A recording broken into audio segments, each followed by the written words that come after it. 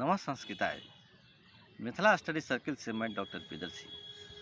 बच्चों, आज प्रस्तुत हूँ बिहार बोर्ड की 10वीं कक्षा की जो संस्कृत की पाठ्य पुस्तक है प्यूसम, और उसका एक अनुपूरक के रूप में जो पाठ्य पुस्तक डेवलप की गई है द्रुत पाठाय, उसे लेकर। द्रुत पाठाय यह इसलिए लगाया गया है कि बच्चों का जो भाषिक क्षमता है वो उसका डेवलपमेंट हो, भाषा का विकास हो। आइए उसकी भूमिका के संबंध में आज हम जानकारी प्राप्त कर लेते हैं, फिर आगे देखेंगे इसमें जो पाठ्य सामग्री है उसका अध्ययन करेंगे और उसका लाभ उठाएंगे हम लोग। इस मूल पाठ्य पुस्तक के अनुपूरक ग्रंथ के रूप में द्रुत पाठ या द्रुत वाचन के लिए संस्कृत से संबद्ध सामग्री दी गई है। ये जो द्रुत पाठा है इसमें ऐसी सामग्री दी गई है कि आप में जो पढ़ने की प्रवृत्ति है वह डेवलप हो जाए। शिक्षा के अभिनव प्रगति के क्रम में भाषा विषयों के अध्ययन के लिए इस प्रकार की सामग्री की उपयोगिता अंकित की गई है।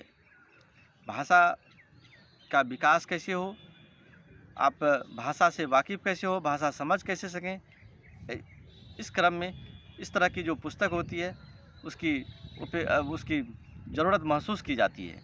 इसलिए मुख्य पाठ्य पुस्तक के साथ साथ ये अनुपूरक ग्रंथ लगाई गई है।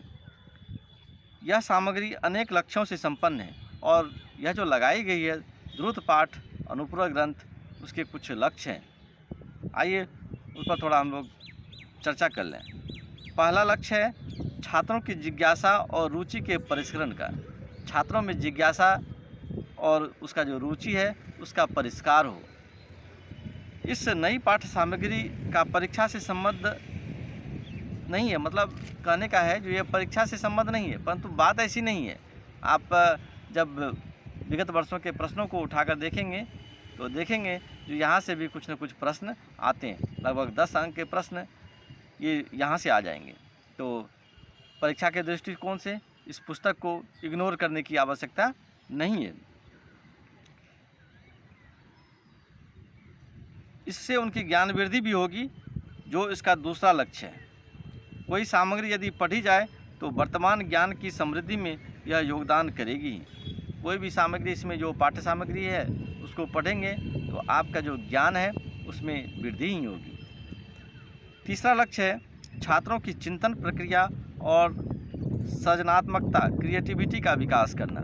जैसा कि शिक्षा नीति का उद्देश्य है जो बच्चों की जो चिंतन प्रक्रिया है, बच्चों में जो क्रिएटिविटी है उसका विकास करना, तो यह पुस्तक उसमें सक्षम हो पाई है। जिस प्रकार समाचार पत्रों तथा अनुपूरक साहित्य की सामान्य पुस्तकों के अनुशीलन से छात्रों की रचना क्षमता और चिंतन शक्ति विकसित होती है, उसी प्रकार इस अनुपूरक सामग्री का आस्वादन सामान्य साहित्य के रूप में किया जाएगा तो निश्चित ही छात्रों की बौद्धिक क्षमता का विकास होगा। उनमें कुछ लिखने पढ़ने की प्रवृत्ति पनपेगी तथा यह जानकारी उन्हें मिलेगी कि संस्कृत में आज किस प्रकार की रचनाएं हो पा रही है। आप संस्कृत का जो आधुनिक ट्रेंड है उससे अवगत हो पाएंगे, इसलिए इस तरह का पाठ इसमें लगाया गया है। और आप देखेंगे जो ये इसमें जितने भी पाठ हैं,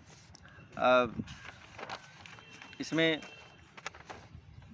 25 पाठ हैं। और ये जो पाठ है, जो पाठ्य पुस्तक समिति के सदस्यगण हैं, उन लोगों ने अपने प्रयास से आपके समक्ष प्रस्तुत किया है।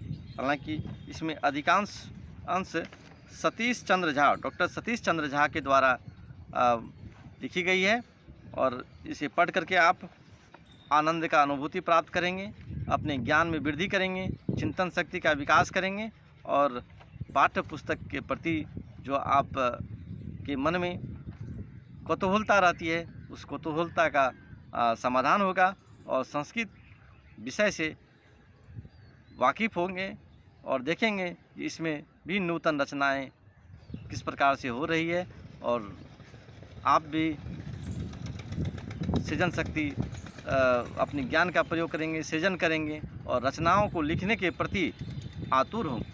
आप भी कुछ लिखने के लिए प्रेरित होंगे। ऐसी व्यवस्था इस पाठ में की गई है, इस पुस्तक में की गई है। तो बच्चों, आज था प्यूसम का जो अनुपूरक ग्रंथ है द्रुत पाठों का सामान्य परिचय, भूमिकात्मक भाग, फिर हम अब उपस्थित होंगे इसकी पाठ्य सामग्री लेकर। तो तब तक के लिए धन्यवाद।